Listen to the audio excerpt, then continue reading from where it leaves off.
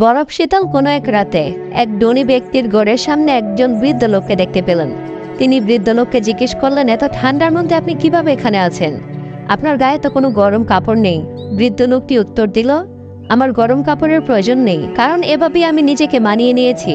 তখন কোটিপতি লোকটি উত্তর দিল, আমার জন্য একটু অপেক্ষা করুন, আমি আপনার জন্য কিছু গরম কাপড় নিয়ে আসব। বৃদ্ধ লোকটি খুশি হয়ে বললেন, আমি অপেক্ষা করব। কোটিপতি তার বাড়িতে ঢুকে নিজের কাজে এতটাই ব্যস্ত হয়ে পড়লেন যে বৃদ্ধের কথা ভুলেই গেলেন। সকালে ঘুম থেকে উঠে বৃদ্ধের কথা মনে পড়তেই তাড়াহুড়া করে বেরিয়ে এলেন, কিন্তু ততক্ষণে কি আর বৃদ্ধ বেঁচে থাকে?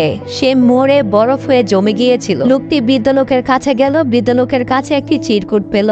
তাতে লেখা ছিল, যখন আমার কোনো গরম কাপড় ছিল না তখন আমি মানিয়ে নিয়েছিলাম, কিন্তু আপনি যখন আমাকে সাহায্য করার প্রতিশ্রুতি দিয়েছেন তখন সে আশায় অপেক্ষা করতে করতে আমি ঠান্ডার সাথে লড়াই করার ক্ষমতা হারিয়ে ফেলেছিলাম। চিঠিটি পড়ার পর ওনার রাগ, অনুশোচনা, আফসোস সবই হচ্ছিল, কিন্তু তাতে কি লোকটা ফিরে আসবে? হয়তো সে মিথ্যা প্রতিশ্রুতি দেয়নি, তবু আমাদের দেয়া আশ্বাসের ব্যাপারে আমাদের সতর্ক হওয়া প্রয়োজন।